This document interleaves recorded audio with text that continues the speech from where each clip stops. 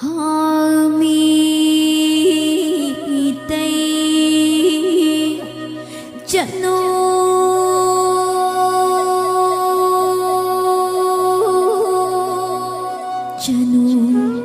câu bi minh liên đi khôi lại ghi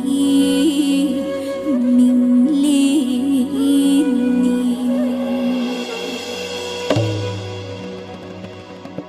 Haa Meitei Chanu câu bi minh liên đi khôi lại ghi mình liên mà lên thật tơ ta hãy đi cô rỗ thật tơ su ca hãy đi mình lên asibu uduna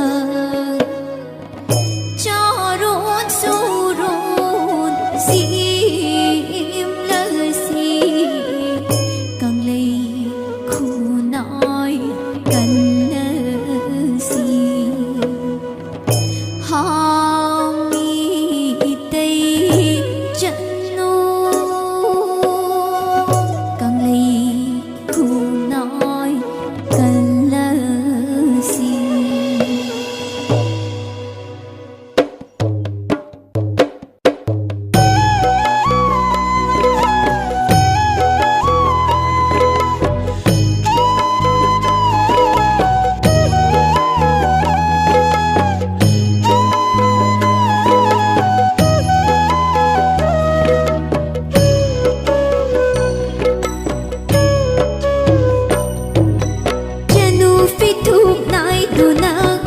Chiết kisi kirasi uk taka zing lay uptuna pan thui bi saktam laurasi lay sim jagoy saduna kang lay khun sim haurasi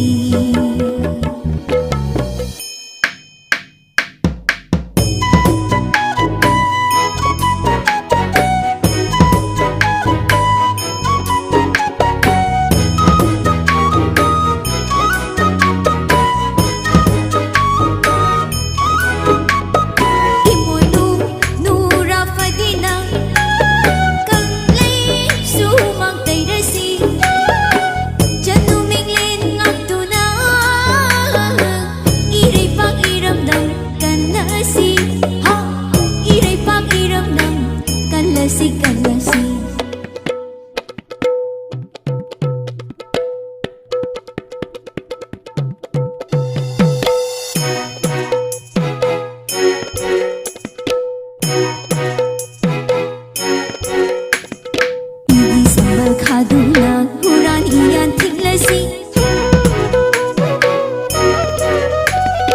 inga lay gom kin gom si lay hau lay gom sat lasi